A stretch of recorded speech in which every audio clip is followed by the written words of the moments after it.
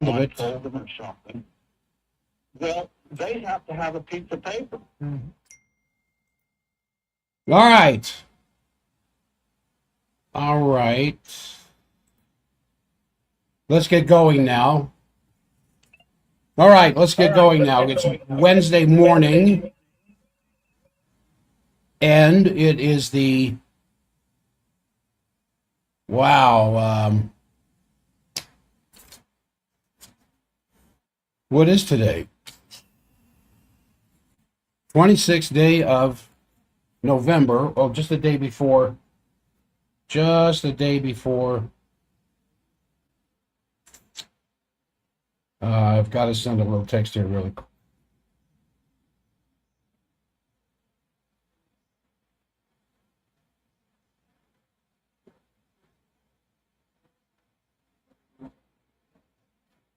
All right, text to my, I'm sorry about that, text to my webmaster. All right, two major things I want to talk about. I want to talk about it's time for you to go get your flu shot. Roll up your sleeves, get ready to go get it. And how to get through the coming digestive period without exploding through the holiday meals, without the discomfort, without the gas, without the bloating, without all the other kinds of things that kind of, you know, when you eat it, you know you shouldn't, and then you ate it, and then you wish you hadn't. How to get through all that in one piece. Also, my crew and I at the office will be starting right after Christmas, at the beginning of the new year, right after New Year's celebration, a liver and gut detoxification process. There's two of them. One's 10 days long, one's 21 days long. And I am looking for those who want to join us in doing that so that you can get through the rest of the winter in one piece without a whole lot of suffering, as we often do because we start getting plagued with all kinds of sicknesses and diseases, largely brought on by our food choices, in the sense that we continue to impact an already sick digestive system with further sickness. So I will be participating in this. So will my crew, and we haven't decided on the 10-day or the 21-day. The 10-day is a reset. The 21-day is a cleanse of the digestive system. And I haven't done that for some time, but the last time I did it, I remember coming out of it feeling like Superman. So we are going to be doing that. I'll talk more about it during the month of December. We're going to be doing it right after January 1st. And we're looking for those who feel so inspired to clean up their digestive system that they would like to go on being healthy in their life. And this is one of the best ways to do it, is to clean your filter system. All right, then I want to start off talking about getting your flu shot. Also, once again, I want to mention the Black Friday sale starts tomorrow at 5 p.m. and goes through Monday evening. 20% off of everything that we sell in the clinic. We're running very low on enzymes, so I'm only going to allow one bottle of enzyme per purchase. That's one of our most requested products. But also ageless thyroid. We just got a new batch in. We got plenty of ageless thyroid. Now, it's not just for the thyroid gland. It's for your emotional system and your ability to handle stress. And it underscores the body's ability to deal with the stressful moments without throwing you into a catatonic state or some kind of hysterical situation. It calms down your body's ability to handle stress, especially emotion. And that's the ageless thyroid. So tomorrow, 5 p.m., it's automatic. You don't need a code.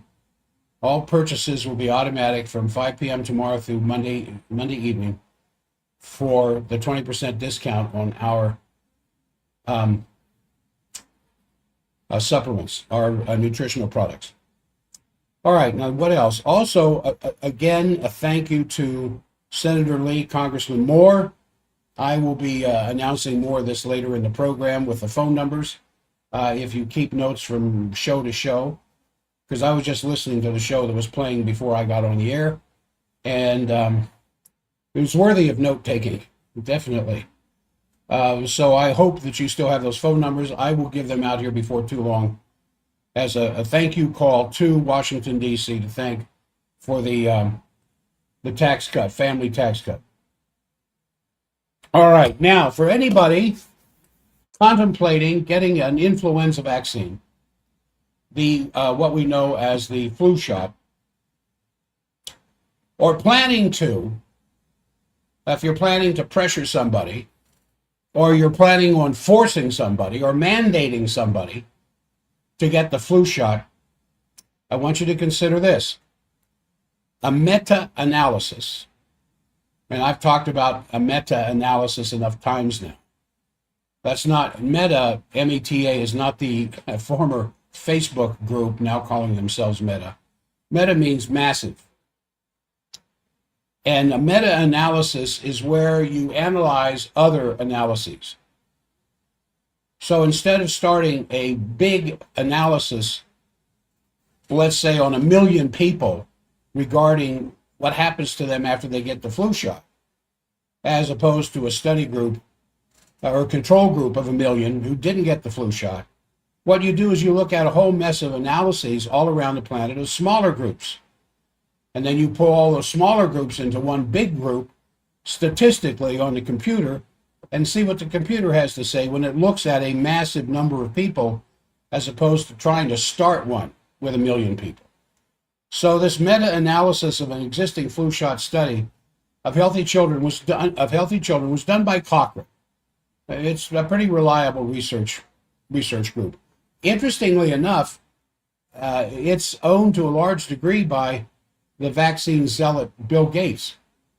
And they concluded in this study, Cochrane in the study, they concluded that despite decades of published studies, it could find no convincing evidence that flu vaccines can reduce mortality, that flu vaccines can reduce hospital admissions, that flu vaccines can reduce serious complications, or even reduce transmissibility in the of influenza in the community.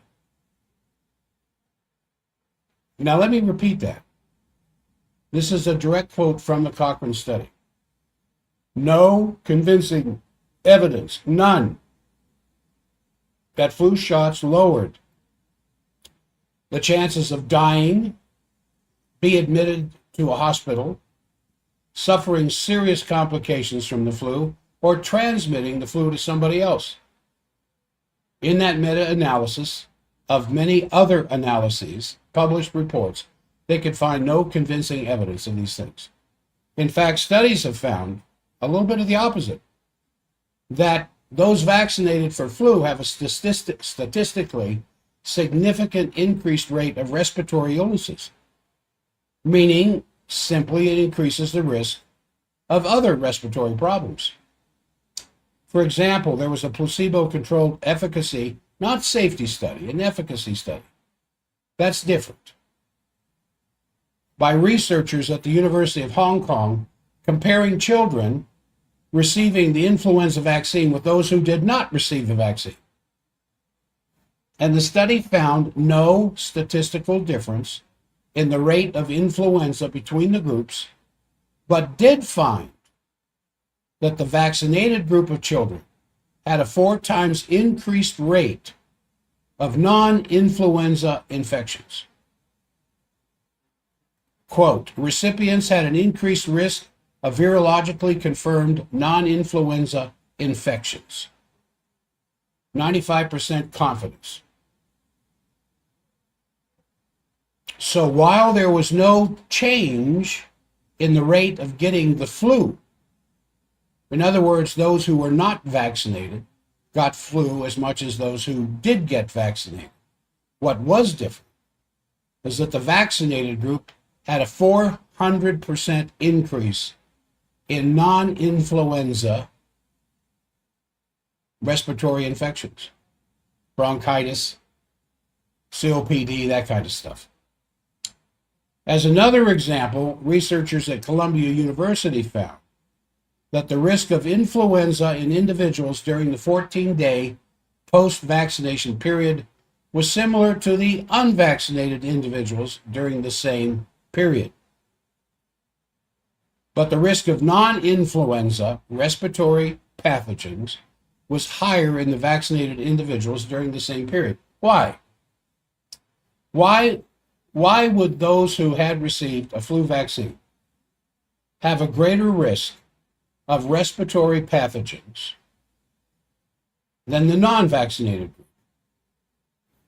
Now, let's think about that for a second, because you know the answer. You could be sitting here in front of the microphone doing this show. You've heard me talk about this so much. First of all, those pathogens are in the lungs of the vaccinated and the unvaccinated, just as those pathogens are in your lungs and they're in my lungs. Why? Because they're everywhere. It's like trying to describe to a fish what it's like to not have water, to not be in water. I mean, it's everywhere. It's in the fish's body. It's flowing through its gills. It's in and out of its mouth. It swims through it. Well, you swim through an ocean of pathogens every day. Those that come out of some form of organic life, or somebody coughed it out or sneezed it out, and these things are just floating all over the place. So if both the vaccinated and the unvaccinated are exposed to these pathogens, why do they find a growing population of them in the vaccinated as opposed to the unvaccinated?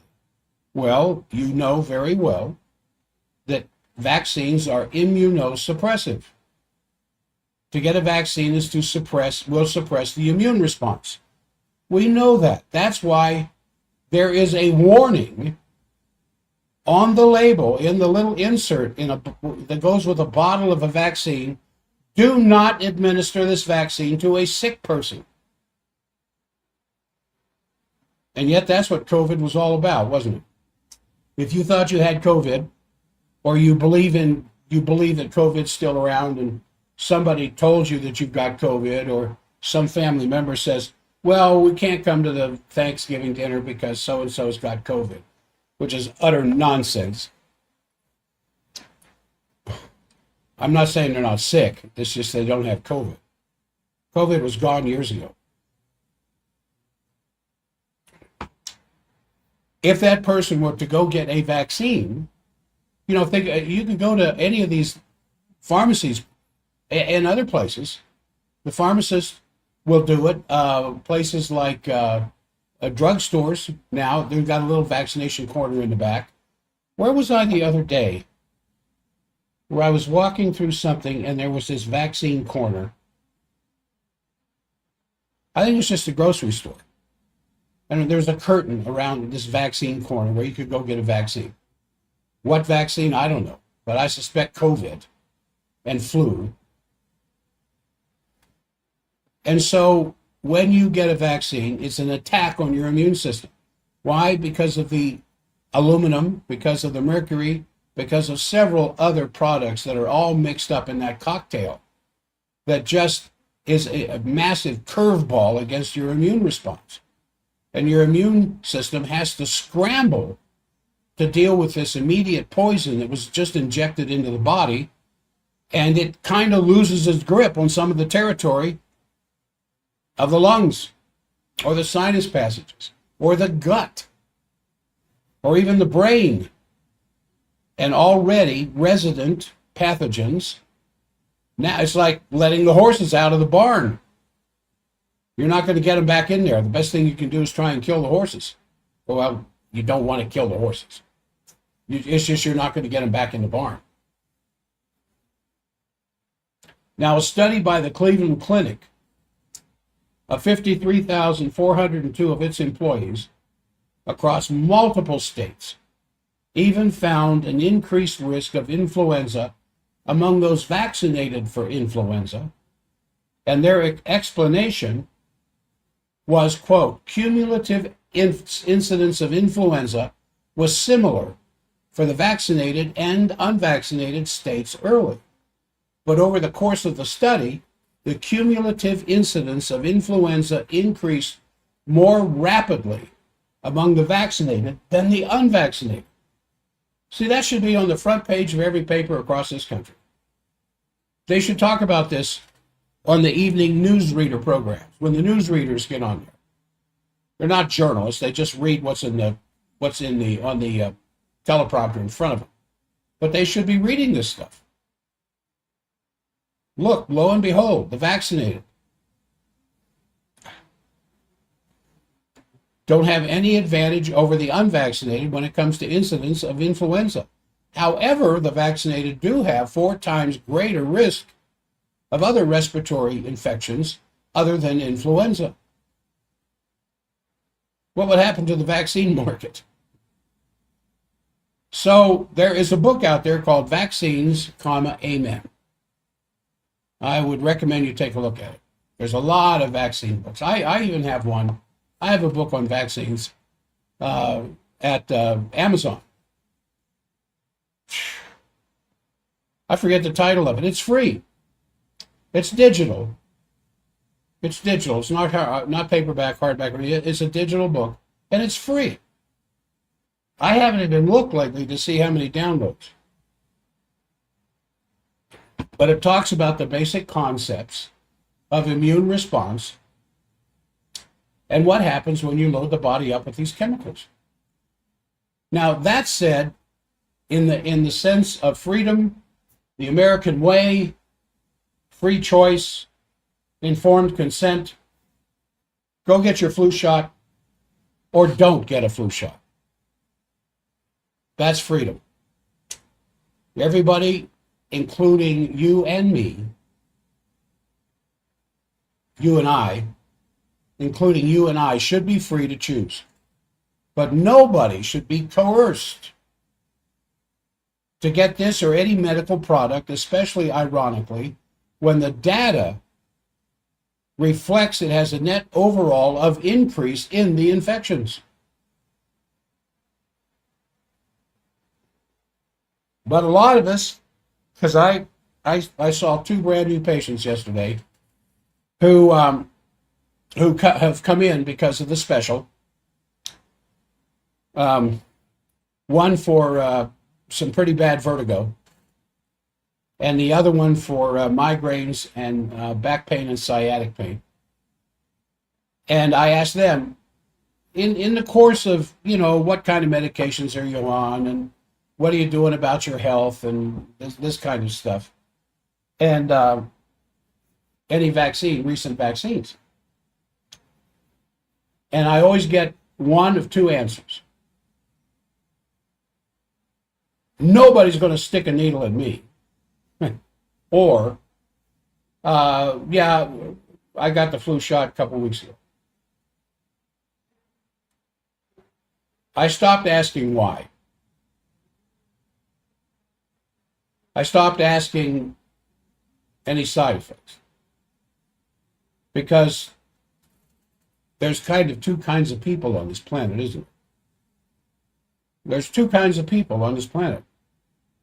Those that read and therefore think, and those that don't. All right. I don't mean to sound so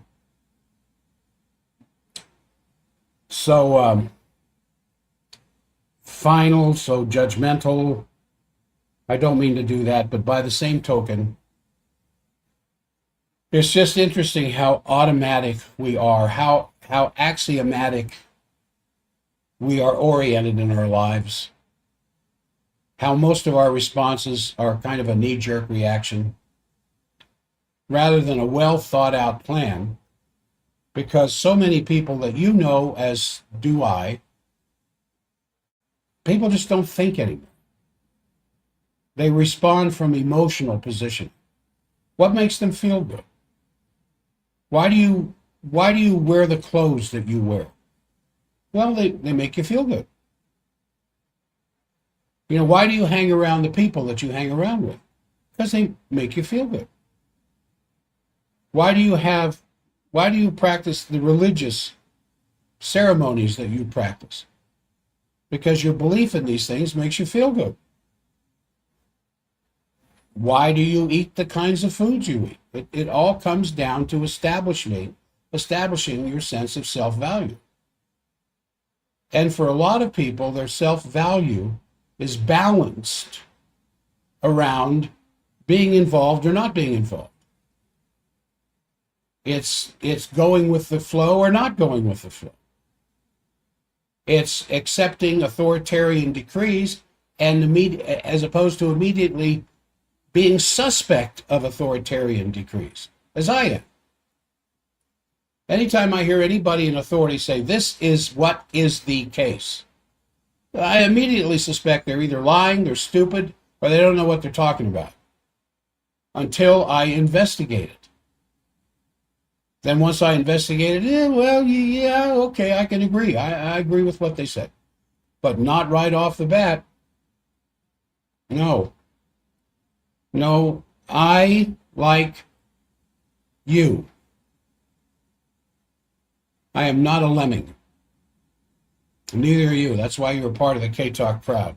Let me give you these two phone numbers so you can make a quick call to the office of Senator Lee or Congressman Moore, once again thanking them because they're paying for this. They're paying for advertising at K-Talk. Or maybe I should say KBJA. I think that's the thing to say now, because while a lot of them know what K-Talk is, it's easier to search KBJA than it is K-Talk. So Senator Lee's phone number is 202-225-5444. Congressman Moore, 202-225-0453. Because of what they did with the Working Families Tax Cut. Now, I may be getting ahead of myself for those of you who might be listening to this announcement for the first time. These two men had a lot to do with getting the Working Families Tax Cut passed that you will enjoy in 2026, as far as a decrease in the taxes you need to pay. These two men were elemental in getting that passed. A little phone call and a thank you on behalf of KBJA or K-Talk Radio would go a long way in their continuing to advertise on our radio station. All right.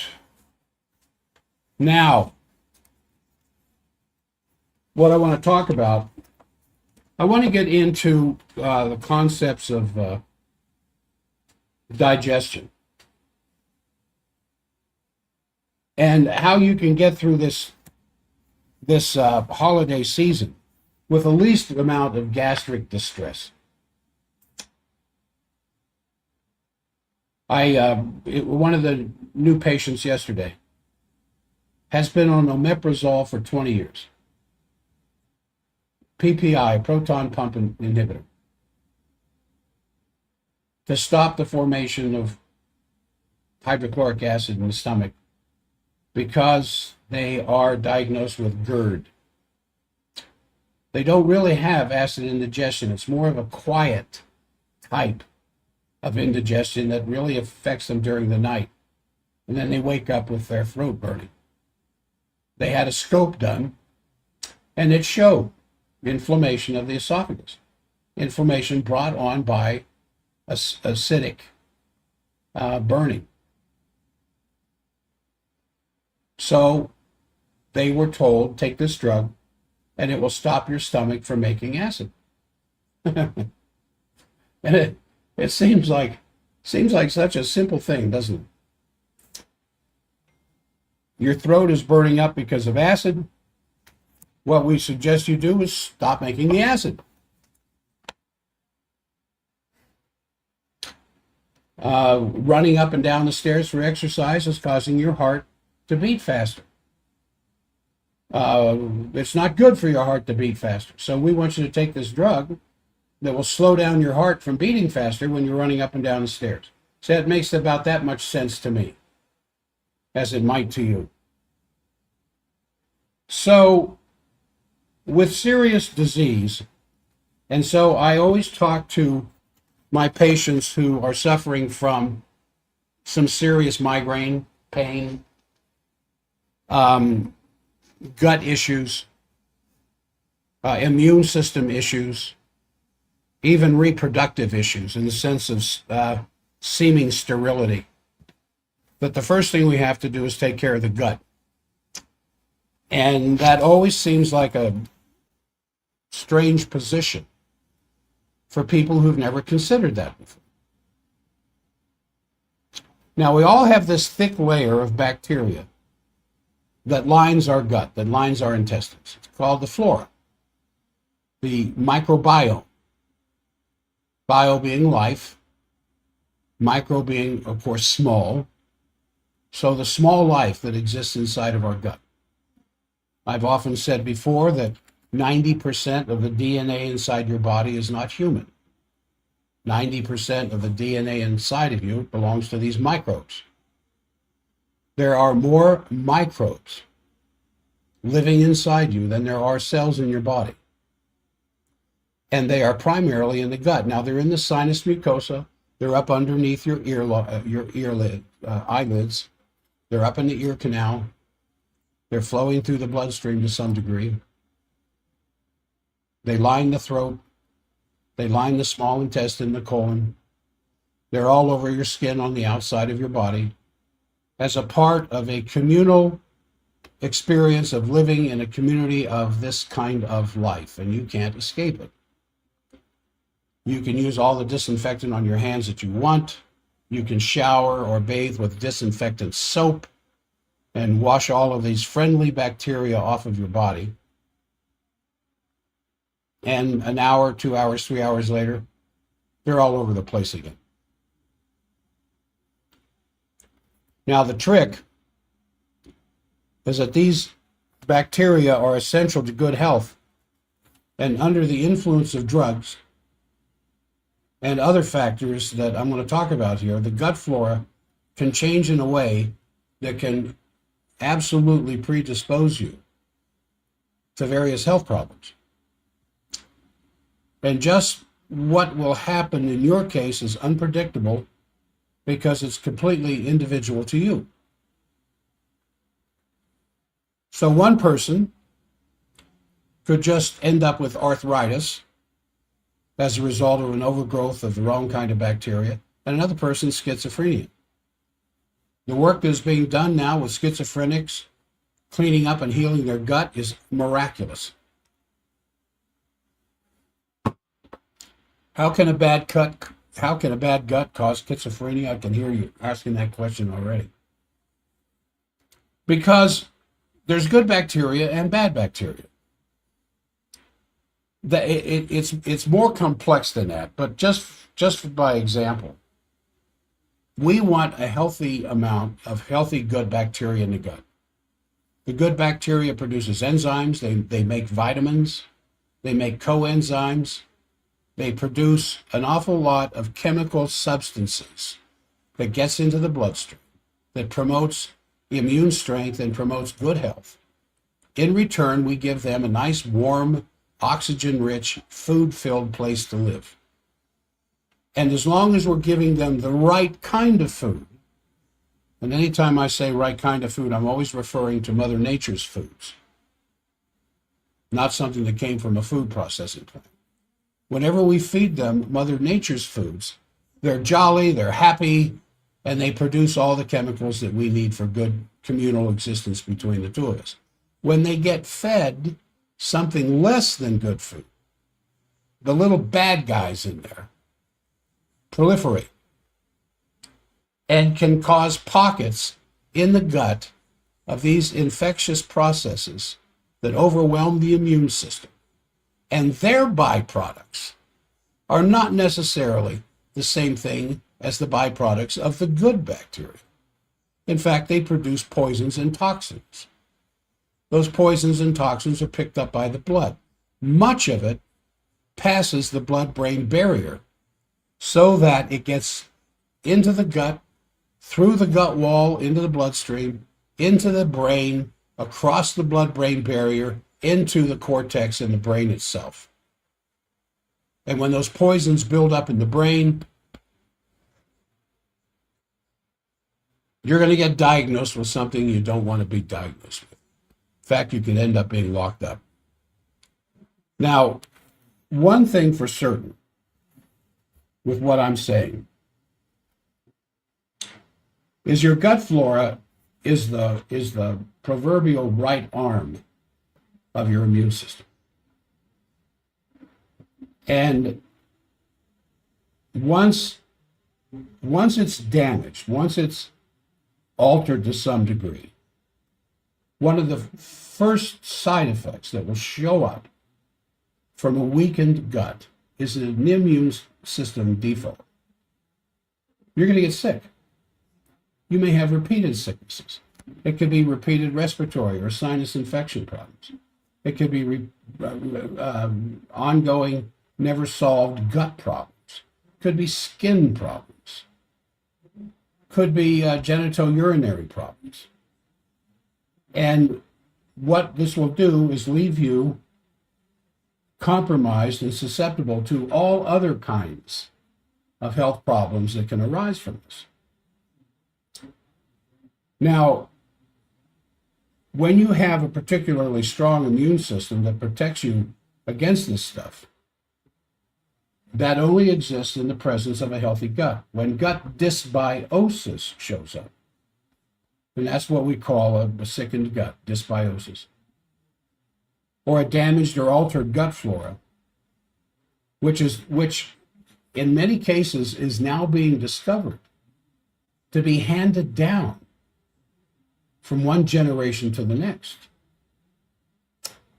It's like, anytime a patient says, whatever the problem is, whether it's something organic involving the internal organs, joint or muscle problems, central nervous system problems, well, I have a couple of uncles that have the same thing. Or my grandfather and his sister had the same problem that I've got, so we know it's genetic. No, no, no, no, no.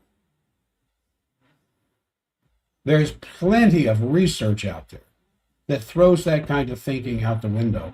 In fact, there's some good, reliable research that shows genetic influence from one generation to the next may be involved with anywhere from 1 to 1.5% of illness and degenerative problems. Not 10%, 20%, 25%.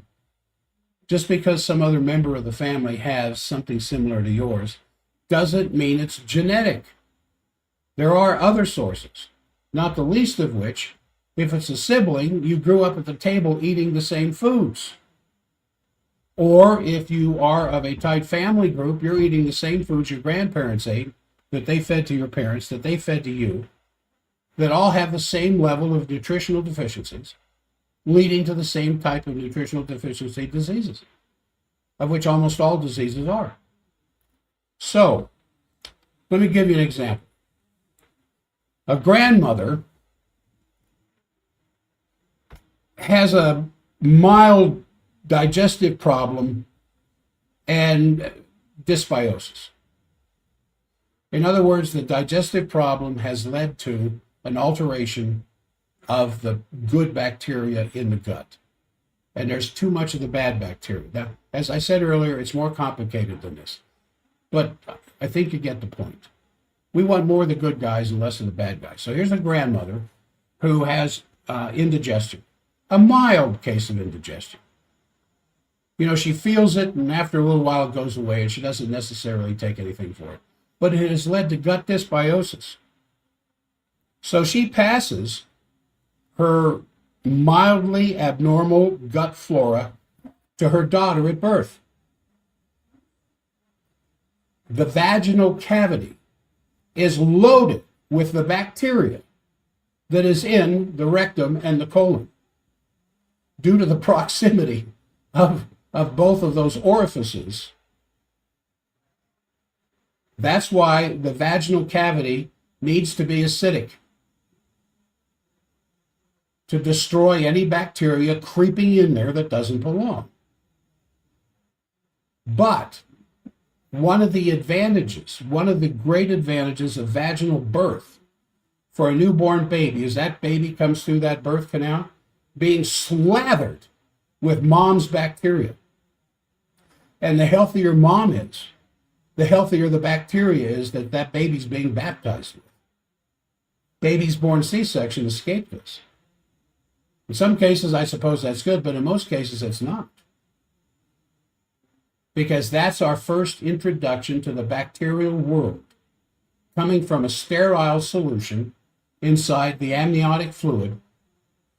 The bag of waters bursts open, the fluid comes out comes the baby, slathered with mom's vaginal bacteria.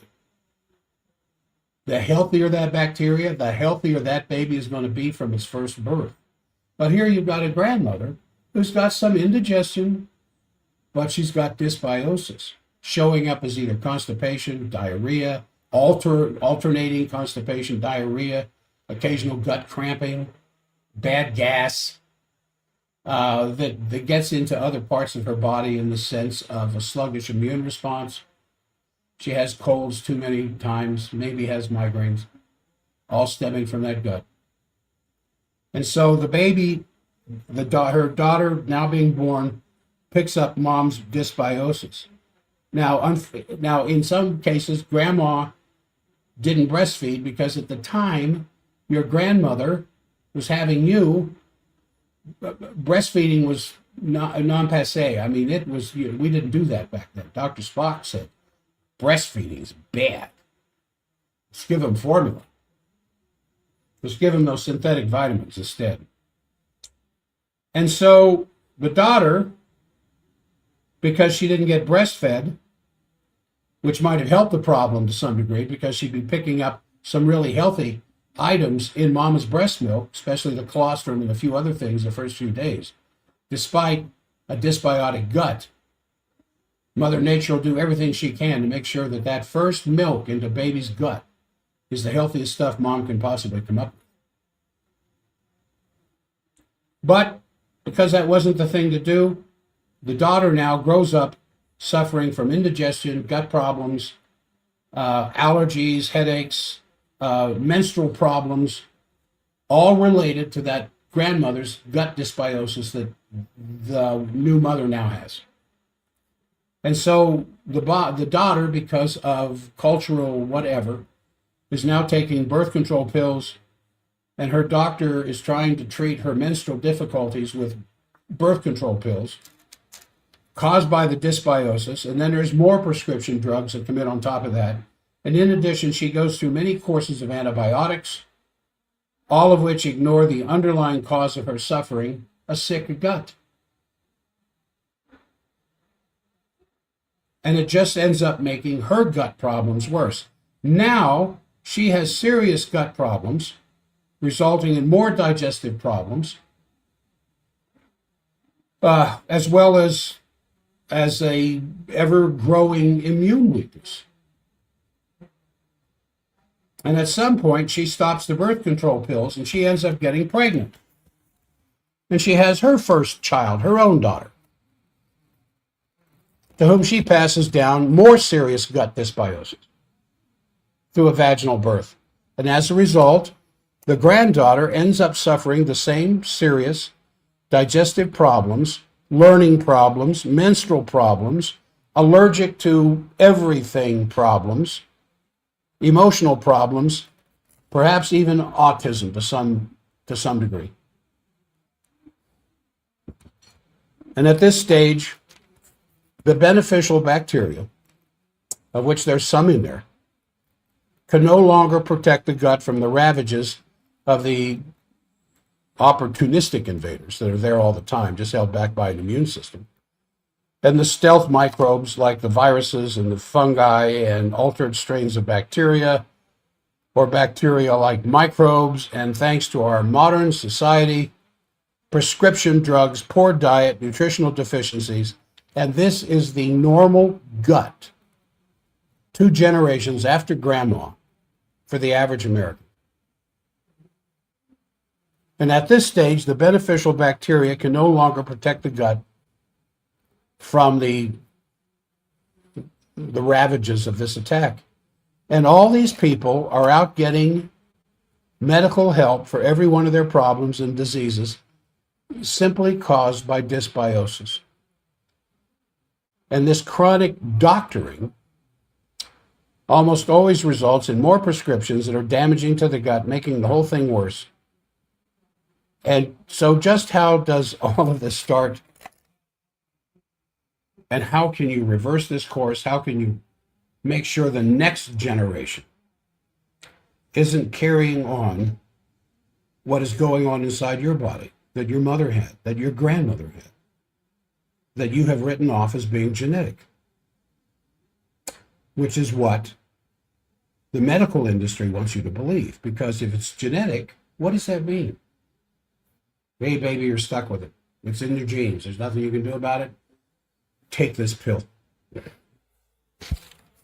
Now, perhaps the most insidious and common cause of this chronic dysbiosis is the use of antibiotics. These drugs damage beneficial bacteria. They change good bacteria into pathogenic bacteria. And they make the invading microbes and bacteria resistant to antibiotics. And this is where we have heard of or come up with the term superbugs. Superbugs exist inside the hospital. You don't find them anywhere else. Mother Nature won't let them anywhere else. But they're in the hospital because we're using super antibiotics that kill off the weakest, the absolute weakest. You know the story of the 300 Spartans. And a couple of good movies out there on the top. One's back in the 50s or early 60s, and then, of course, Gerard Butler and The Boys in one of the latest presentations. There were a lot of Spartans. And when they go to the Battle of Thermopylae, it's not that there was only 300 they could find. There was 300 of the best. So when you have serious gut dysbiosis where the superbugs, the malicious form of the 300 Spartans, can wreak all kinds of havoc inside the body. And the most prescribed therapy for when this happens is more antibiotics that kills off more of the good bacteria and promotes the growth of the bad bacteria, the superbugs. And so you end up with antimicrobial drugs, antifungal drugs, such as nystatin,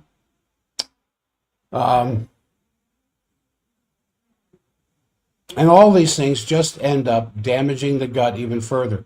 Painkiller drugs like aspirin, ibuprofen will change the gut flora. Steroid drugs like prednisone and hydrocortisone cause gut damage. Birth control pills, sleeping pills, heartburn, acid stopper drugs damage your gut. Omeprazole damages the gut. And chronic use of all of these things can end up leading to very severe problems, especially in children of women with severe gut dysbiosis caused by prescription drugs. Eczema, asthma, severe learning disabilities are all a part of this clinical picture. And again, virtually all of these problems are going to be, from chronic ear infections to autism, are going to be treated medically with more drugs, while the underlying cause of the problem is almost always completely ignored. Poor diets, lots of processed sugar-laden foods can damage the gut because they increase the number of fungi such as candida. And if you get a candida overgrowth, if you've ever had one, you know it. The itching, the incredible itching. And there are things that you can get over the counter in the drugstore to deal with that.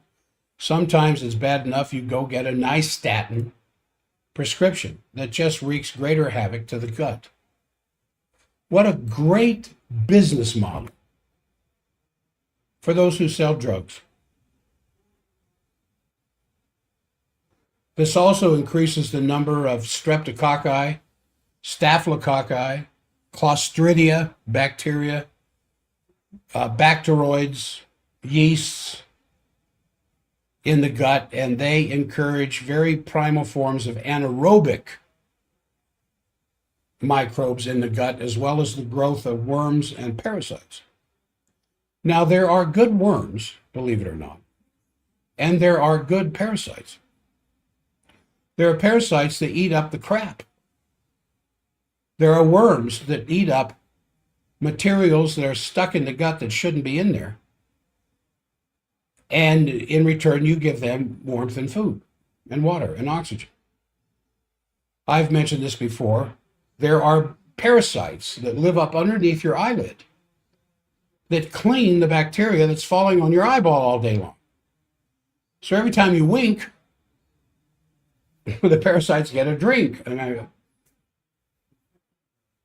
I just copyrighted that. So if you're going to say that when your eyelids blink, your parasites get a drink, that you have to give the credit to me. I just copyrighted that.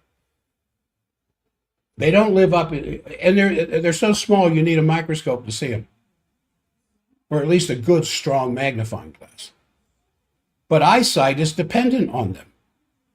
Same thing with certain parasites that live in the inner ear mechanism, that constantly wash your eardrums. In return, you give them oxygen and food. You can't escape the sea of microbes in which you live. The trick is to feed the healthy microbes what they need so they can clean out the bad microbes, which is exactly what will happen.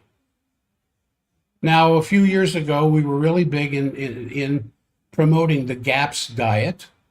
That's one of the best things to do to reformulate the microbiome in anybody that's sick.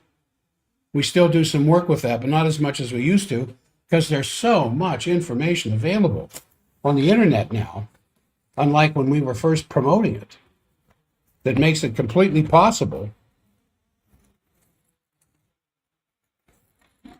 to be able to see what's going on. All right. Something's going on. Here we go. Something's going on there with my computer. So,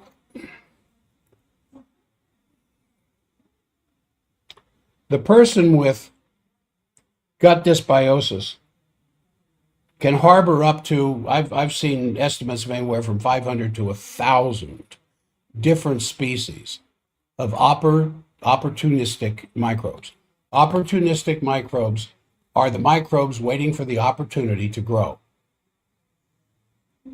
One of the main jobs of your immune system is to keep the opportunistic microbes at bay. Remember when the AIDS thing was really big back in the 80s, and of course it's coming back again. The acquired immune deficiency syndrome. And one of the ways that they would diagnose AIDS was Kaposi's sarcoma on the skin, which is an opportunistic cancer. Now, the seeds for Kaposi's sarcoma is on everybody's skin. It's on my skin. It's on everybody's. But your immune system destroys it if you've got a good immune system. But if your immune system is compromised, then that's you could easily end up with this Kaposi's sarcoma. There was a couple others that escaped my memory at the moment that were opportunistic infections. Now, how do you fix it? Now that I've described the problem, how do we fix the problem? Because I want you all to assume you are gut dysbiotic to some extent, because that's simply true. And so severe dysbiosis is not a simple problem to cure. It requires a major change in thinking. It requires a major change in your behavior. And you're going to need to give up your old diet and switch to a gut-friendly diet of whole foods, no processed foods, for at least 6 months without any gluten, anything that's made from wheat, rye, barley, or oats. And if your gut problem is really severe, I would suggest you get a copy of Dr. McBride's book, Gut and Psychology Syndrome, GAPS, GAPS. The neuroscientist, neurosurgeon in England at Cambridge, where she was able to take her severely autistic son and get him to a completely normal life with no sign of autism whatsoever, simply by cleaning up the gut. There's this young boy that I take care of. He's about 9 years old in Utah County. I've been taking care of him for probably at least 2 years now. See him every now and then. And when he was first brought into the clinic, screaming, kicking, just absolutely out of control with rather severe expression of autism. I don't know exactly or remember exactly where on the spectrum, but anybody looking at him knew this was a child who wasn't normal, quite autistic. He was here this week. He was here, I think, Monday, singing, sitting still, actually singing. He was using his parents' iPhone, watching some Disney thing, and singing along, and perfect tone, mind you. Now, the words weren't that clear. It was kind of more of a humming, singing kind of thing, because his verbiage isn't that clear yet. But he was sitting there calm as a summer's morning, singing along with some Disney stuff on his parents' iPhone. And why'd you bring him in here? Well, he's constipation again. And the cool thing about it, as soon as I adjust him, he's got to go to the bathroom. Fortunately, right next door. But what have we done for him? Well, we have changed the gut. That's one of the reasons why I mention this. His mother started studying and found out that there were foods that triggered his autistic expressions. And there were foods that calmed it down. And then with the correction to the spine, the very first correction, the very first time I ever worked on it, like I said, I think it's a couple of years this coming spring, just completely calmed down. It was like the water going over Niagara Falls, and suddenly it's like a lake right after I worked on him. And that, of course, got the parents' attention. But half of it, I know, was his mother changing his diet to whole foods.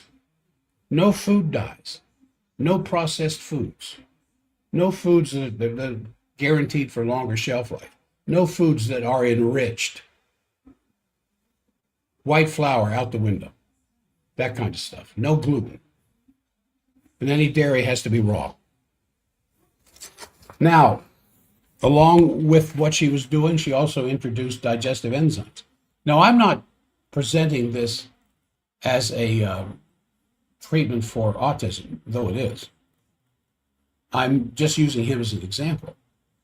Because even someone who has chronic indigestion, chronic dysbiosis, I would be recommending the same thing. We have to change the gut. We have to change the microbes that are living in there to a greater population of the good microbes.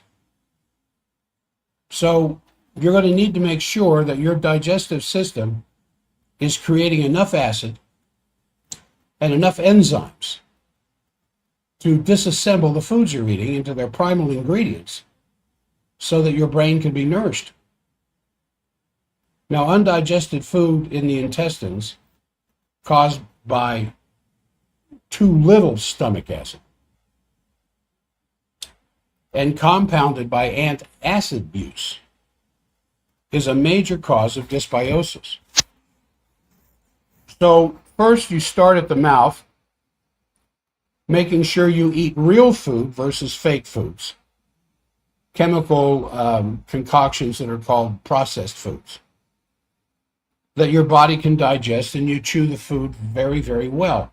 Now, this lady that I took care of yesterday for vertigo, I mentioned earlier in the program, has been on omeprazole for years.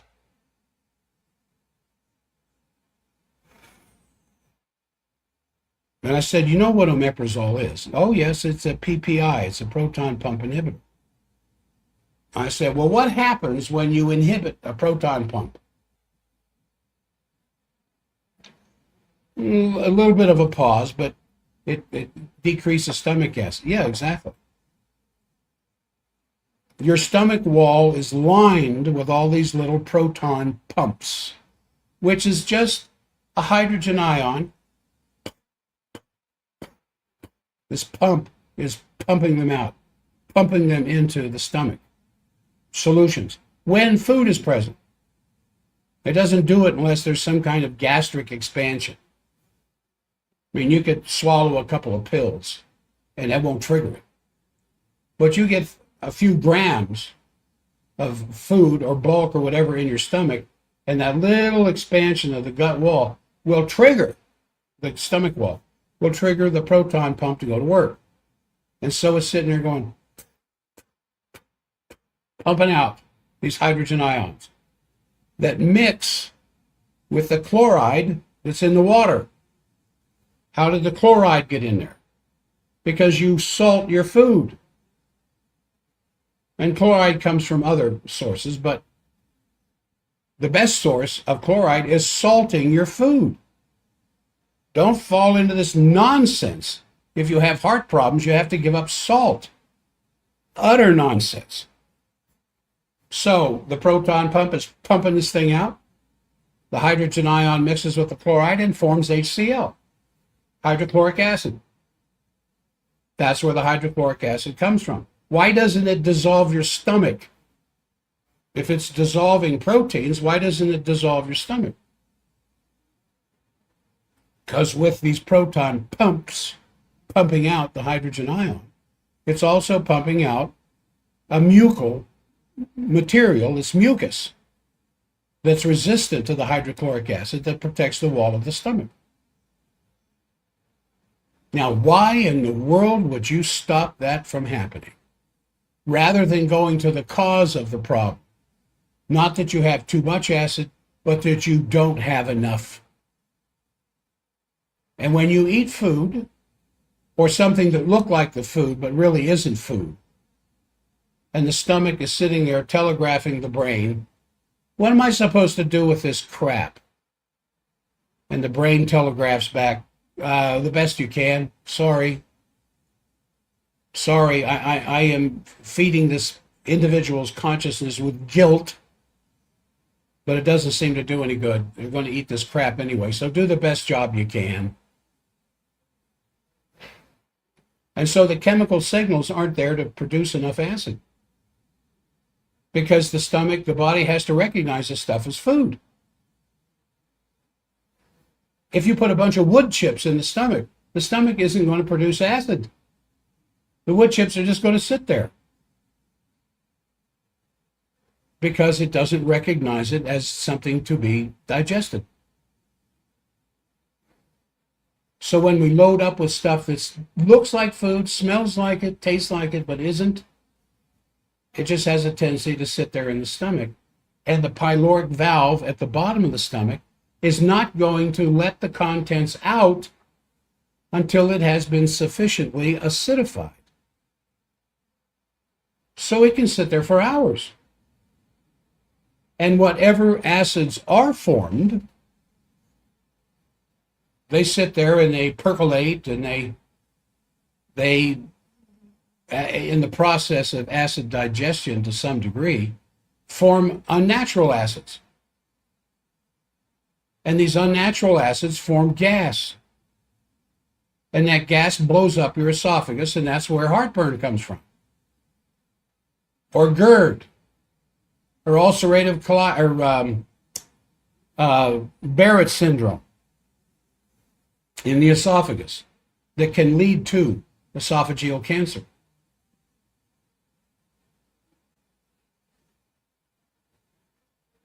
So what I tell my patients, and I told both new patients yesterday because they're living examples of gut dysbiosis, you need to start on Zypan.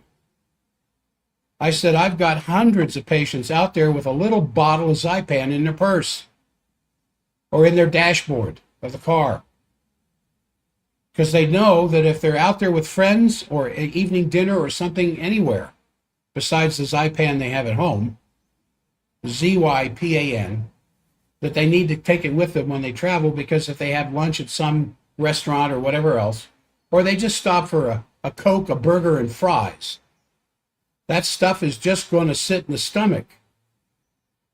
So they take some Zypan, which breaks down into acid as well as other digestive enzymes to acidify the food in the stomach. So the stomach says, hey, the cavalry's here. The cavalry has arrived. And then the stuff gets sufficiently acidified. The pyloric valve at the bottom opens up and drops that junk into the small intestine. And now it's not the stomach's problem anymore. And so there's no gas. Unless, of course, you have a poorly functioning gallbladder. And this is where the gallbladder comes in, when it releases bile to break down the fats that was in that burger or the fats that was in that milkshake or whatever else, and you don't have enough of that. And so you could end up with another form of indigestion. But all of this stuff is producing byproducts that the further down the digestive system you get, especially when you get to the colon, is going to feed the bad bacteria. Now, I think you shouldn't be able to get out of the 6th grade without a complete understanding of what I've just talked about for the last hour. So, we know that when you hit 35, which for me was 4 decades ago, when you hit 35, your pancreas is making half of the digestive enzymes it was at 18, and your stomach is producing half the acid it was when you were 18. Because remember, the primal nature of human life has no religion, has no politics, couldn't care less who's president. It exists to reproduce, to keep the species going. It's not aware of marriage laws. It's not aware of marriage customs. It doesn't know any of these things. It just must reproduce. So it wants the healthiest body you can have when you reproduce, a healthy body, not a sick one. So the species continues. So after 35, 40 years old, when we've kind of reached our peak at producing healthy sperm and healthy eggs, you know, women start tending towards menopause, men start tending towards andropause, and that part of life slows down a little bit. As it should be. Women over 40 don't want to ovulate anymore, and their husbands certainly don't want them ovulating anymore. So the hormonal balances change a little bit. You still have estrogen in your system, but not enough to cause ovulation. So you're not going to get pregnant. But at this point, nature begins to select you from removal from the planet, so that there's room and enough food for the new 18-year-olds showing up. Now, it's really that cold and cruel-hearted. That's how nature is. You want to watch a video on a pride of lions? Watch how many baby antelope they just tear their heads off and eat them half alive. You know, nature can be really cruel from a position of not understanding nature. And nature can be just as cruel to human beings as it can to a baby antelope. Our job is to be smarter than that and to play the rules of Mother Nature and to play the game that Mother Nature gave us by eating the foods that she produces. And when you get away from those foods, you start altering the digestive processes of the human body that leads to sicknesses, that leads to side effects, that leads to drugs, that leads to more sicknesses, and then you sign up for the club for the rest of your life, and before you know it, you're taking a half a dozen or more medications.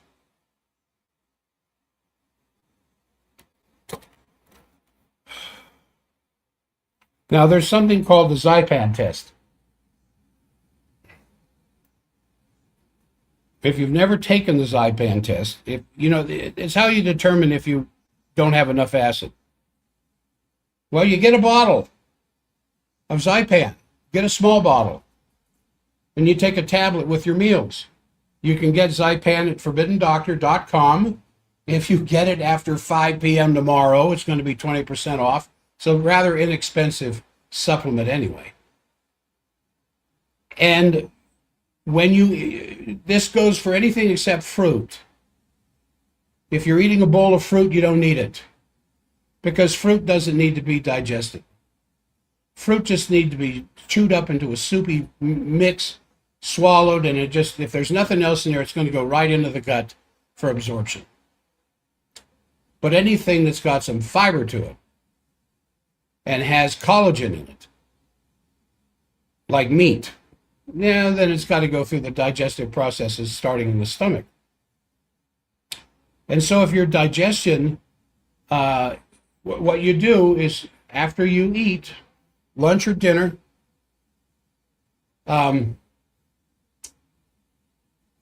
take 2 to 3 of these pills after your lunch or dinner. I don't care if you got lunch at Chick-fil-A or Kentucky Fried Chicken, or you brought a healthy tuna salad from home, whatever. You take 2 to 3 of these pills after you ate something and watch what happens.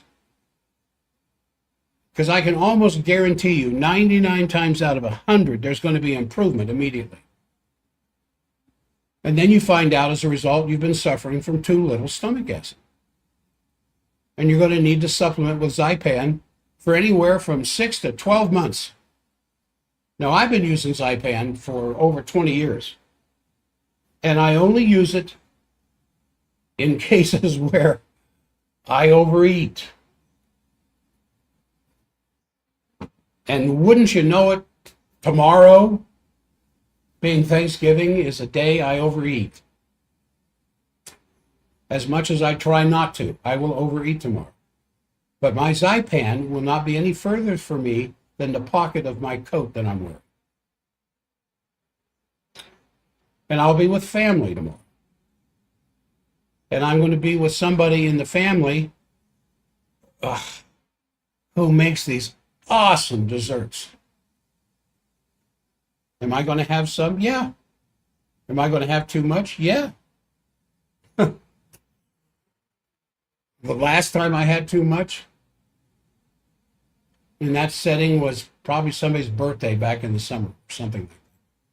I try not to do that as a rule, but boy, I'll tell you, when the party time comes, I party like anybody else. But I'll have my Zypan with me, and I will not suffer a second of indigestion. This will eliminate most indigestion, heartburn, reflux, but it will eliminate the passing of undigested food into the gut that causes dysbiosis. And if you will do this religiously,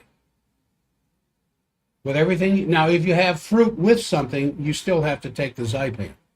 But if it's only fruit, a bowl of cantaloupe, a banana, but if you had strawberries or blueberries with yogurt or something, you got to take the Zypan. Now, I'm talking about acid in the stomach. What about fats?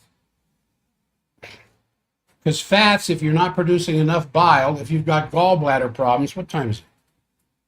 If you've got gallbladder problems,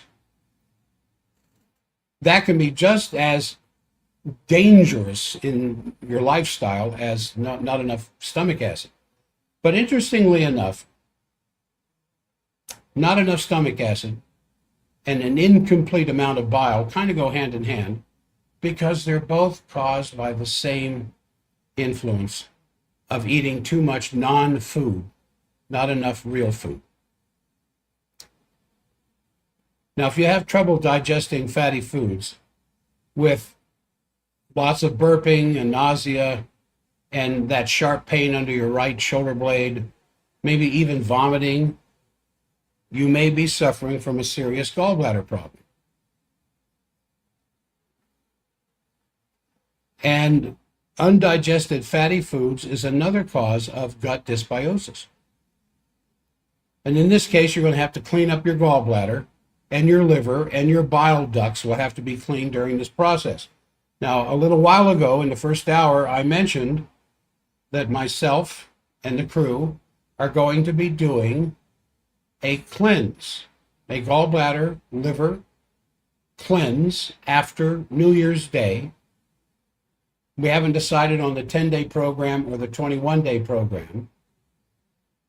The 10-day program is more of a detox. The 21-day program is more of a cleanse. And I'm thinking maybe the 21-day program, because I haven't really done a good internal gut gallbladder cleanse in 2 or 3 years. And I really need to do one. I just offer the same excuse a lot of my patients do. I feel good. I feel good. There's nothing wrong with me. I remember saying that 20 years ago when I had my first heart sound recorder scan. And the person looking at my heart through the scan said, uh-oh. And I look at the scan not knowing how to read it or interpret it. What do you mean, uh-oh? I can see my heart's beating. Yeah, your heart's beating, but it's not beating very good. In fact, you're missing a couple of beats, and there's a couple of places in here where you have an extra beat. This is 20 years ago, at the tender age of 55, barely out of high school.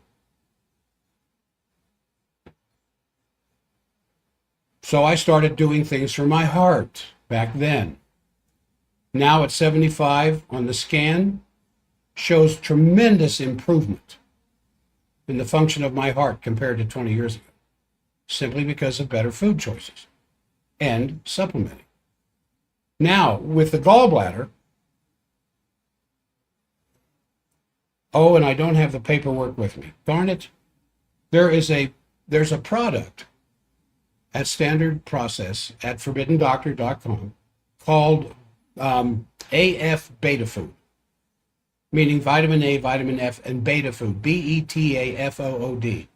There is an internist, a surgeon, a gallbladder surgeon in Manhattan, New York, who for something like 15 years now has not taken out another gallbladder from all the patients that he has seen in the last 1.5 decades or 2 decades, simply by putting them on AF beta food. AF beta food is just beetroots and beet leaves, concentrated and stamped into a pill. What does AF beta food do? It turns your bile into water. So your bile flows like a river instead of sitting there like a stagnant pond. Now, anything fatty that you eat, and it's almost impossible to eat something without fat unless it's particular kinds of fruit. And then there are some kinds of fruit like coconut loaded with fat. That anytime that you get fat passing over your tongue and the parotid gland notices it,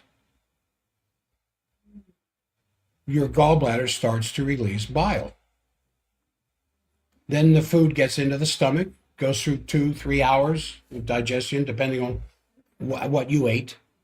and then it's released into the duodenum, the beginning of the small intestine, where it runs into the bile coming out of this duct from the gallbladder. And your gallbladder is just a storage vault for bile. It doesn't make it. The bile is made in the liver. In fact, gallstones begin in the liver. Then they end up in the gallbladder, and then that's where they end up growing into bigger and bigger stones, again because of sluggish bile. But when you take AF beta food, your bile flows like a river instead of a stagnant pond.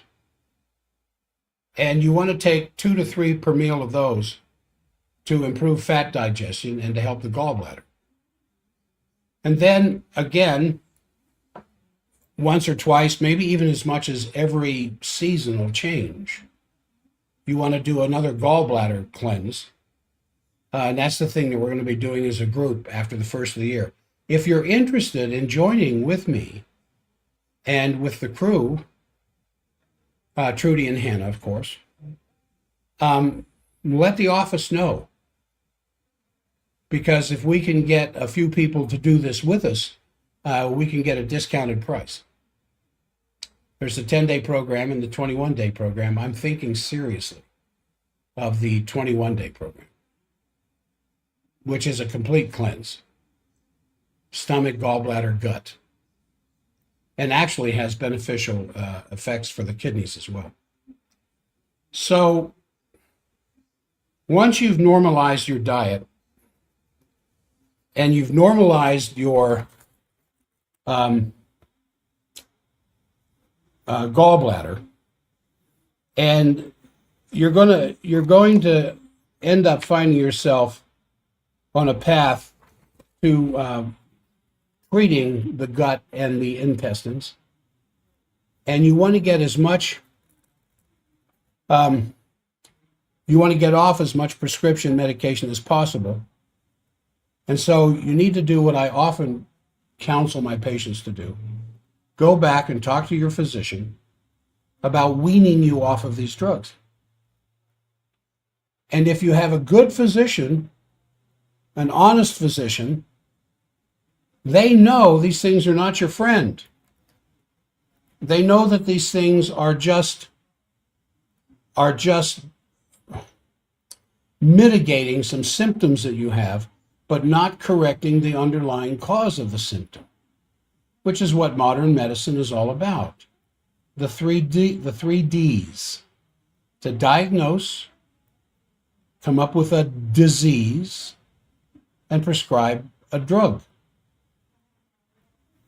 So you show up obese, or at least you have high fasting glucose, you have a very high fasting insulin resistance number, you're sluggish, you're thirsty, you've put on a lot of weight in the last 6 years, a lot of weight, 20, 30, 40 pounds, and the doctor looks at your blood work and says, I think you're pre-diabetic. In fact, Mrs. Smith, these numbers look like diabetes, not pre-diabetes. They look like diabetes. So we're going to put you on some drugs. We're probably going to start with metformin, see what that does for you, so we can get this blood sugar under control. And then you got to sit there and decide, geez, do I want to become a member of the club at this tender age of 62? Or do I want to try what Dr. Jack was talking about and clean the system out instead and see if I can't regain some control of my blood sugar? We've had, I can't count the number of patients. Once we put them on a sugar balancing protocol, how their fasting glucose drops like a rock, how their symptoms of diabetes disappear. Now, it requires some dietary changes as well. Don't misunderstand me. Now, in addition to adding some phytonutrients that I'm talking about to your dietary program, you need to heal the lining of the intestines. Because depending on how long you've been gut dysbiotic, depending on how long your gut's been sick, this plaquey, mucousy material that your body is using to protect itself from what you've been eating is lining the villi of the small intestine. And the villi is just, if you've seen any of these nature pictures of sea life, and if you see the videos of sea life of the vegetation, and you see these long, stringy plants waving back and forth as the ocean currents change, that's like the villi in your gut. The average American gut, if it were laid out to all of its total surface area, which would include the million of villi in there, would be as big as a tennis court. I mean, that is absolutely amazing. Your entire gut wall as big as a tennis court. Well, that tennis court gets plaquey and it gets covered with this mucus material. So there's another product that I recommend to patients who are trying to clean up the gut and make sure more food gets into the villi instead of just rushing through and ends up in some kind of a diarrhea or constipation type reaction. And it's called ochrapepsin. And it's a phytonutrient complex that's produced by standard process that contains okra as well as the digestive enzyme pepsin. Now, pepsin is an enzyme that is released from the stomach wall when the stomach contents reaches a pH of 2 or less. Some books say 3. But by the time you get down to a 2, you're approaching battery acid. And pepsin is released from the stomach wall when the pH is that low. And pepsin has a few processes to perform in the body. But its number one job is to digest collagen, meat protein. Collagen is the protein structure that holds the cells of meat together. So if you're looking at a steak or a roast or even ribs, what shapes that meat? What makes a chuck roast look like a chuck roast as opposed to a New York steak? Well, it's the collagen design and the fat content of that meat. And it's collagen that holds all this together. People take collagen supplements ridiculously because I can hardly think of a bigger waste of money than to take a collagen supplement, because it's not collagen once it leaves your stomach, by the way. It's no longer collagen. You don't take a collagen product and then suddenly it shows up as collagen in the bloodstream. That's utter nonsense. But that's beside the point. This pepsin that comes out of the stomach wall is designed to eat, dissolve, break down collagen so that your digestive juices can get into the meat cell and get the protein structures in the meat cell, break them down into peptides or amino acids so they can get across the gut wall barrier and into the bloodstream. So you can get the nutrition out of that protein. Well, that's what's in ochrapepsin. Okra is a very sticky vegetable. If you've ever eaten okra, you know what I mean. And so mixed with the okra is this digestive enzyme, pepsin. So when you take this product, the stickiness of the okra gets stuck to the walls of the digestive system, and the pepsin that's in there with it eats up this plaquey crap that's blocking the villi from getting the full nutrition it's supposed to from the food you eat. How smart is that? I mean, there should have been a chemistry Nobel Prize for that one, for Dr. Lee. And I've noticed many patients when they will start taking this, a burst of energy. Because the phytochemicals are finally getting through the gut wall into the bloodstream. And as the lining of your gut is stripped of this abnormal, stale mucus, it becomes available to accept the healing properties that are in the phytonutrient complex that comes along with it. And that's the E3. So over time, erosions and damage from years of dysbiosis can still be repaired. Whereas you take the drugs to deal with gut biosis, to force bowel movements, to dry up diarrhea, to stop cramps, all they do is force a bowel movement, dry up diarrhea, or stop a cramp. They don't do anything else. They don't heal anything. Healing comes from the food. Healing comes from the right food choices. Now, if you've written down notes of everything I talked about today, I commend you for that. But this is something you do in baby steps. You don't just do it all at one time, because if you start changing the microbiome too quickly, you can get sick. You can get very nauseous. You can get to the point where you just don't want to do it anymore. It's like people who start a workout program with weight resistance, and they start lifting weights, and they go into it just 100 miles an hour until 2 or 3 days later they can't move, and then they quit. Or people who start a new digestive program, and they just change everything from cooked foods to raw foods, and suddenly they're sicker than a sick dog because the gut can't handle it. And then they quit, and they go back to eating crap. So whenever you're changing a system in the body, something so powerful as the digestive system, which is why we have a podcast under Forbidden Doctor, under education, called Digestion, the Beginning and the End of Life. A long period of time in that podcast spent on that very concept. Life begins with digestion, it ends with bad digestion. You slowly start starving to death. And then suddenly you got neurological diseases, you got dementia, you got heart problems, kidney problems, adrenal problems, reproductive problems, skin problems, cognitive problems,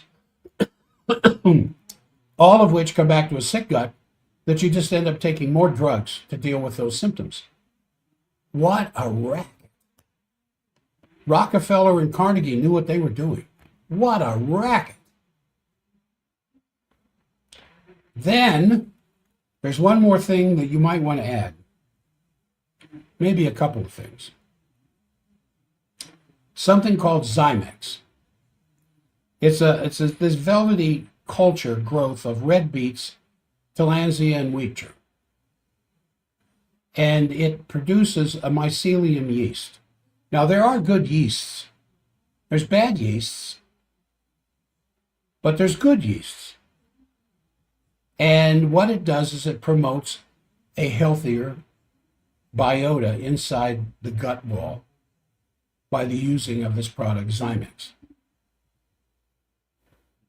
Because what it's called, weed and seed, that kind of an idea. The thing that you do for your yards in the spring when the snow's gone and you turn on the sprinklers. You want to weed it. Well, of course, the weeding starts the fall before, and stuff that you put on the yard before the first snowfall. And then stuff that you do in the spring to get rid of the weeds and prevent any more weed growth. At the same time, you seed it with fertilizer so that the existing plants are now nice and healthy and rich because they've been fertilized. Well, we want to do the same thing with the gut, because the gut is a living complex, a living community of bugs and plants. I mean, it's the same thing.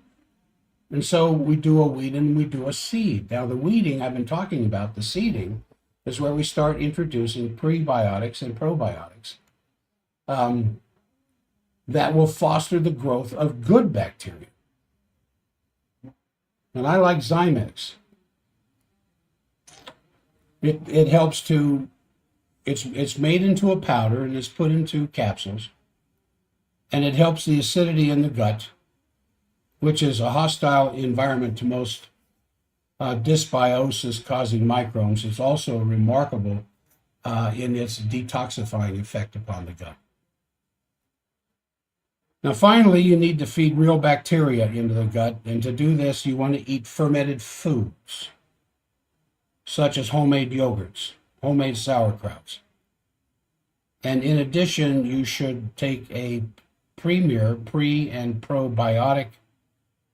These are the kinds of there's a lot of probiotic products out there on the market. This is one of those where the buyer, this is truly an area for the buyer beware, because some of these products are good, many of them are useless. Because when it comes to probiotics, it's all about the processing of the product. Was there any heat used anywhere in the processing of that product? In the supplement section of grocery stores, you'll see a little refrigerated cabinet, usually because it's got oils in there, which need to be refrigerated. But sometimes they'll have probiotics in there, powdered or liquid, that are refrigerated. Those are probably not all that bad, but the one I like is called ProSymbiotic. Again, available at forbiddendoctor.com after 5 p.m. tomorrow, 20% discount. I've done homework. I've studied. It's one of the best, if not the best, probiotic product currently on the market. It has the bifidobacterium. It has the lactobacillus acidophilus. It's got lactobacillus paracasi, Saccharomyces. What else? Anyway, these things are present in the popular amounts that they need. And prebiotics are actually food for the beneficial bacteria that's being introduced into the gut. Because the foods that you're eating contain bacteria. Weird.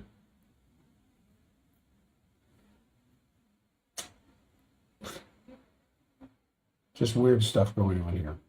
Anyway, with my streaming stuff. Time to get into 8:32.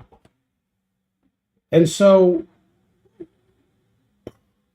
rebuilding, as I was saying earlier, you want to do this slowly, because rebuilding the gut, first addressing insufficient acid, then insufficient bile, and then rebuilding the gut is something that takes, I would say, 12 to 18 months. So you start slowly. Now, one of the beautiful things about the body's powers of restoration is that it heals much faster than it breaks down, given the right material. I've seen some estimates that the body can heal 12 times faster than it degenerated, if given the right foods. And this is something that we definitely observe with the heart when we do a heart sound recorder. Regardless of what performance that scan is representing, after chewing up just a few supplements and waiting about 20 minutes and then retesting the heart, you see immediate improvement. The heart is the quickest organ in the body to respond to improved nutrition. But I would say right behind that is the gut. With the right kind of nutrition, it can respond quickly. How do you know if you have gut dysbiosis? Man, are you sick? Are there things going on in the brain? Memory problems, social problems, identity problems, just cognizance, just the various kinds of day-to-day processes we rely upon the brain, that they begin to act a little different. It's not that your brain needs some drug.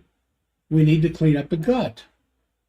If your skin just doesn't look healthy anymore, like there was splotchy and skin tags, and it just almost begins to look translucent, and it's getting thin and the vessel's starting to stick out, look to the gut. If you're plagued with emotional imbalances, look to the gut. If there are reproductive problems, especially elimination problems, look to the gut. You know, the gut technically isn't even inside the body, though that's where you will find it. Because you've got this opening called the mouth, and you've got an opening at the bottom called the anus, and there's this closed tube connecting the top and the bottom. And that tube is open to outside world influences. What do I mean by that? The food that you eat, the water that you drink, or whatever else you drink, is going to end up in that tube. And that tube has a wall around it that completely separates that interior from the exterior, which would be the interior of your body. Now just think about that. It's like a tunnel. And so you're driving through the mountains, and the longest tunnel I ever went through was one in Switzerland. But there's this tunnel on the Kenai Peninsula in Alaska. It's an old military tunnel. Cars can only go through one at a time. And if you're on the right side, you don't have to wait 25 minutes. If you're on the wrong side, but it's a long tunnel. But the cool thing about it is that what is under the road and what is inside the walls around you and over top of you is completely separated from you as you move through that tunnel. They have no influence on you. You have no influence on them, unless, of course, you're leaving behind oil stains and toxic fumes and whatever else. Well, as the food moves through from your mouth to the bottom, the whole idea of the digestive system is complete disassembly of what you're eating. It is the ultimate disassembly plant on the planet. I've often used the example of Henry Ford and his Model T, where he showed you just line up all the parts along an assembly line, and you start you start out with a frame with wheels on it, and you start moving it down the line as more and more is added to it. And when it gets to the other end, you have the Model T. They start it up and they drive it off to a parking lot. Well, your digestive system is like that, except exactly opposite. The Model T comes in through your mouth as an operating automobile, or a steak and salad, or a huge salad with 20 different colors inside of it. And then as you eat it and chew it up and swallow it, it starts to disassemble. So by the time it gets to the end of the digestive process, it in no way whatsoever represents what you ate, because your body has completely disassembled it into all of its primary nutrient makeup of carbohydrates, proteins, and fats, and enzymes, and minerals, and all the other things that are present in the food and why we eat that food. Just tremendous disassembly. And if anywhere along the way that disassembly is disaffected to some degree, the same thing with the building of the automobile. If somewhere along the line something wrong was done to that car, by the time it gets to the end, it's not going to work exactly the way it's supposed to. In the sense of turning that upside down and the concept of disassembly. If something happens in the disassembly of the food so that something isn't broken down properly, or in the food that you ate, there's red dye number 40 or blue dye number 60 or whatever it is, and all these other things that are in there that are added to give shelf life to that food rather than nutrition to your body, then the disassembly of that stuff is going to be disaffected. You're not going to get complete disassembly of that food because there are chemicals in there blocking it. You see how simple this is? We kind of treat it like some big complex whatever when it's really, really very simple. You eat the foods of Mother Nature. So what are you going to eat tomorrow that Mother Nature made? Well, Mother Nature made that turkey. Did Mother Nature make that brine mix that you put on that turkey when you kind of did a dry brine in the fridge overnight? Yeah, she made the salt. She made the herbs. She made the butter, the ghee, the oils, the good oils, the olive oils, things like that. She made all that stuff. So now you got a healthy bird. What are you going to stuff it with? You ever try stuffing an orange and a lemon in there? I did that once. It was great. But you're probably going to stuff it with stuffing. What's going to go into the stuffing? Ah, now we have a problem. Is it stuffing made from freshly ground and baked whole wheat, which I have no problem with at all? Or is it the stuffing mix, stovetop? Is it stovetop? These famous stuffings that I have to admit, they taste great, especially if you cook them with turkey broth or chicken broth. But read the label, what's in there? Preservatives, artificial flavors. So there's a little bit of a problem here, but it's not that bad. It's not like the desserts that are coming. Cranberries. Do you make your own cranberry sauce? We do. Just boil down those cranberries, sweeten them with honey, and that's a pretty healthy food. Now, you've cooked those for nutrition. Cranberries are incredibly full of vitamin C, but by the time you cook them down into the jelly, the vitamin C's been denatured. But there's minerals in there. There's still minerals, and some of the vitamins make it through. But that's Mother Nature. She didn't make the cranberry sauce, but she made the cranberries, and you naturally broke down those cranberries, as opposed to buying cranberry sauce in the supermarket. Read the label. What does it say? Cranberries. Good. You've got a good product. Cranberries, salt. Cranberries, cane sugar, natural as well as artificial flavors. Now you don't have a Mother Nature product. But I've seen it. You can get cranberries where there's only 2 things in that can of cranberries. That's a lot better than some of those cranberry sauces that have a dozen ingredients. What else? You're gonna make a green bean? Green beans, Mother Nature made that. But you're probably going to cook it with Campbell's chicken soup. Mother Nature didn't make that. Read the label. She made the chickens. But now you're getting into altered foods. Well, I'm only going to have 1 serving of it. That's probably okay, because you don't eat like this every day.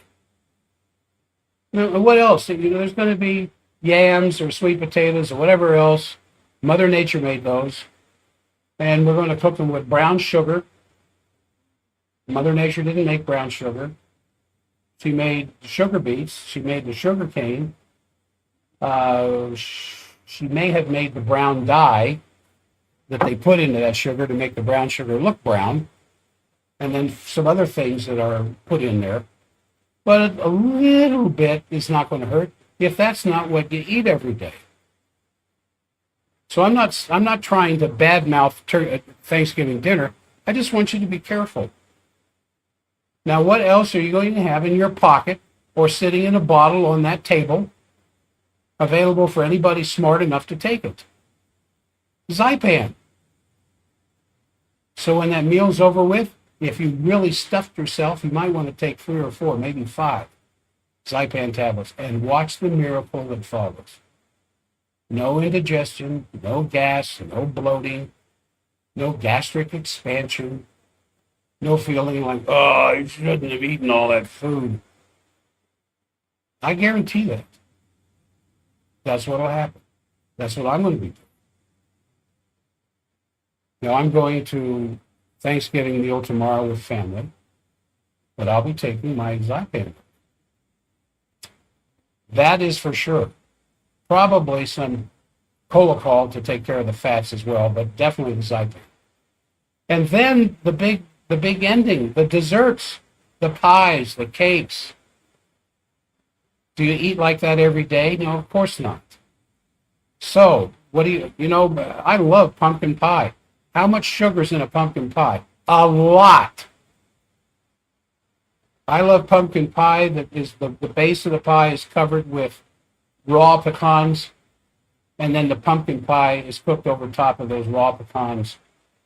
Oh, do I eat like that every day? I can't remember the last time I had a piece of pumpkin pie, unless it was a year ago at Thanksgiving or Christmas. So will I have a piece of pumpkin pie? You know I'm going to have a piece of pumpkin pie. What makes a difference is how big. I can remember Thanksgiving or Christmas meals when I would just about eat the whole damn pie because I love pumpkin pie. Made with Libby's. Read the label on Libby's pumpkin pie mix. Or the, not mix, but the pumpkin. The pumpkin in Libby's can. Mom always made pumpkin pies using Libby's. And pretty well following the Libby's recommendation or recipe. I never tasted better pumpkin pie than what Mom made. My only regret is I'm not with her tomorrow for Thanksgiving meal. She's in Florida, and I can't drive there fast enough. Anyway, I'm going away from the point I really want to make here. As hard and adamant as I'm trying to be with improving your digestion, because what you do from this day forward with the decisions you make on what you eat and how you're going to eat it is going to immediately affect your health profile for the next week, the next month, or the next year. What you ate yesterday is going through your bloodstream right now. And what you eat tomorrow will be going through your bloodstream on Friday and thereafter.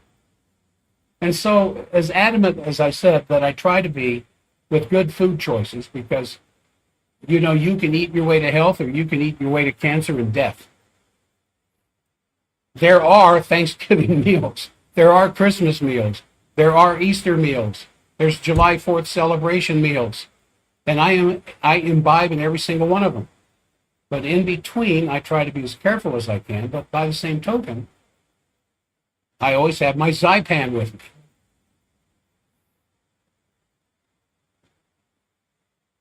Anyway, not to beat a point too much, but I think I want to finish with the idea of food combining, which for some people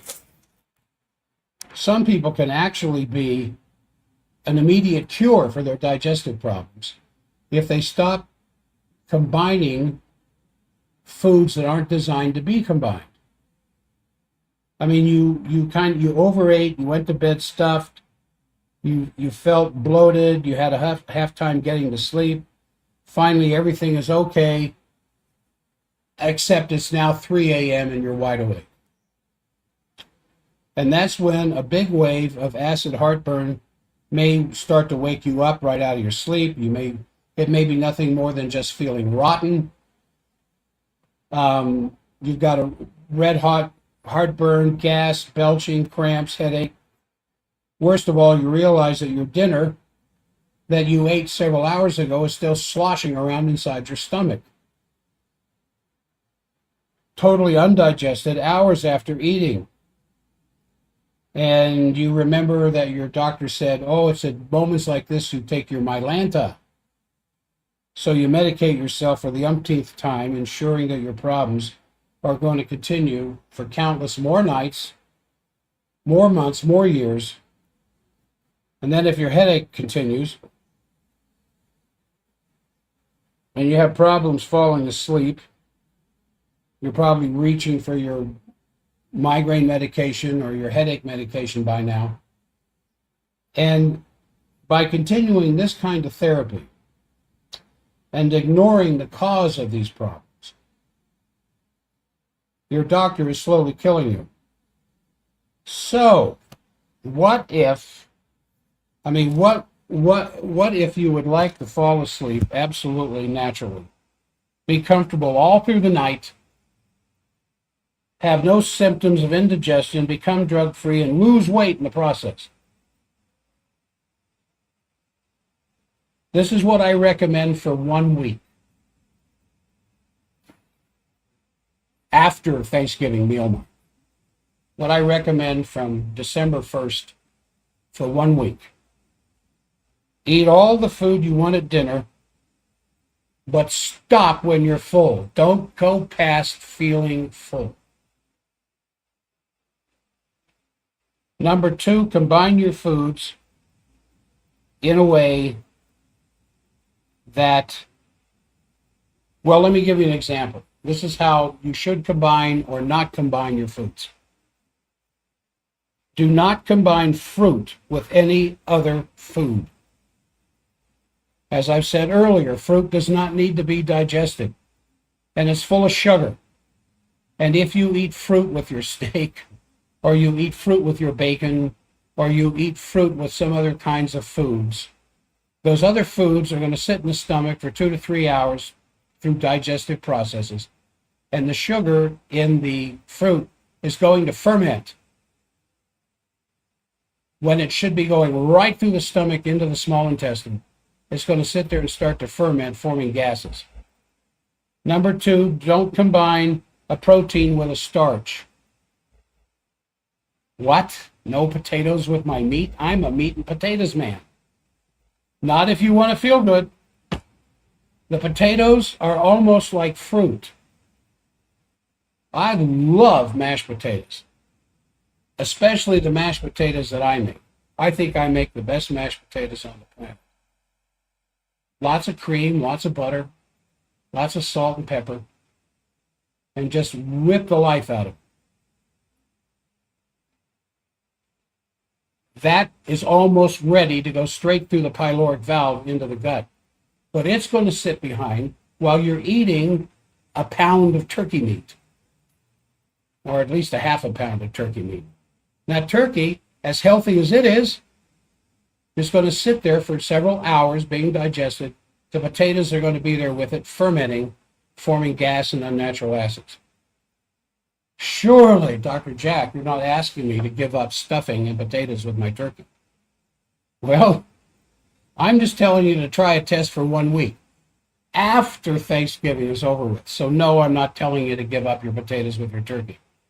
But for a week afterwards, try this out. Only eat fruit by itself. Don't eat it with anything else. Do not mix a protein with a starch. Don't combine bread with a protein. Well, how do I eat my hamburger? Get a protein burger where you wrap it up in lettuce, or you go ahead and get the hamburger like you like, but have a fork nearby so you can just eat the hamburger and the pickle and leave the bread alone. And then drink only pure water with your meal. I drink raw milk with mine because I seem to handle it really well. But for the most part, I just drink pure water. I like the water that comes from the salmon or the Sun Valley area in Idaho, spring water. It's the water I have in my office that I offer to my patients, and it's what I've been drinking for over 20 years. And I try to be very judicious when I'm in a restaurant. If they have bottled water, I'll drink the bottled water, not their tap water. And then after dinner, for a whole week, after you've eaten all you want, but not past being full, Don't eat anything else whatsoever before you go to bed. And watch what happens after 1 week. That's all. I think it's quite easy. And what does it leave you? All the food you want to eat until you're full. No dieting.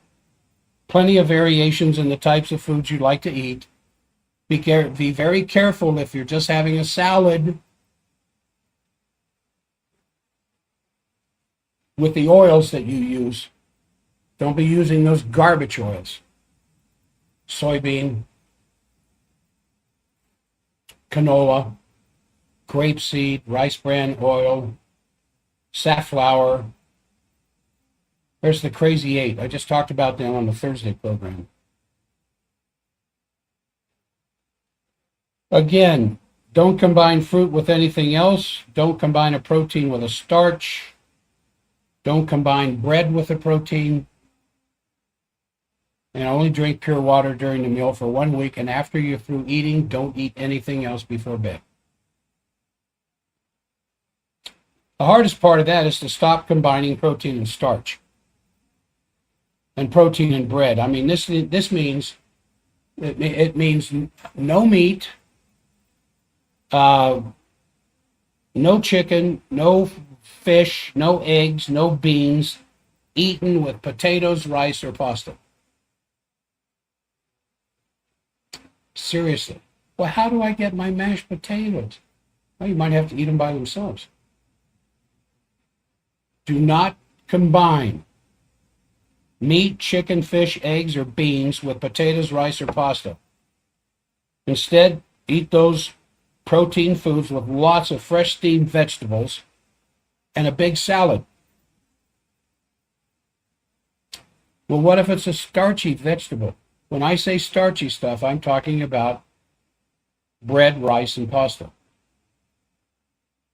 Vegetables are okay, so have the steak with the vegetables. Have the hamburger with the vegetables. Have the chicken with the vegetables. Have the fish with the vegetables. Have a bean dish with the vegetables.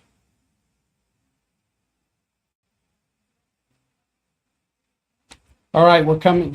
I think that's going to do it for this program. I want to remind you all the stuff I talked about: Zypan, AF Beta Food, ProSynbiotic. These things are all available at ForbiddenDoctor.com after 5 p.m. tomorrow with a 20% discount. You will not find that price anywhere else, I guarantee it.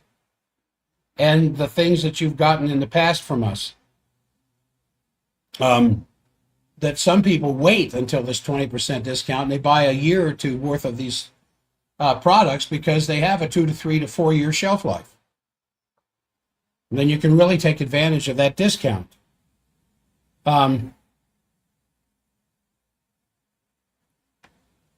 And then, on top of that, the 2-for-1 Nuka. I'm doing 2 people for the price of 1. I did 2 people yesterday for the price of 1, so it's half price. And I'm talking about migraines, neck pain.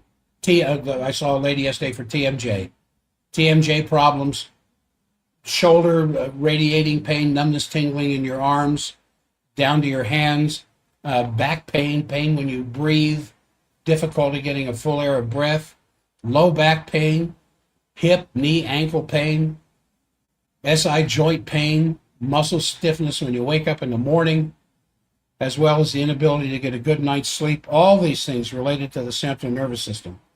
These are the things we take care of all the time with very few visits, mind you. Very few. You'd call the office 801-523-1890 to make an appointment, or you can go to jackstockwell.com and sign up online for an appointment.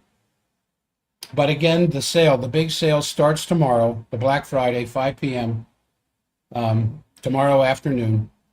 And one more thing about sciatic pain. Sciatic pain is so easy to fix. By the time I've seen somebody 2 or 3 times, they're back out on the pickleball court. All right, for those of you on the stream, thanks for being a part. If you will subscribe and share this stuff, it builds the numbers. We're almost to 9,000. No, 900. We're almost to 900 subscribers to the health show. And it's because you share this stuff that makes it possible for those numbers to increase. So I'm going to end the stream. Keep your wits about you.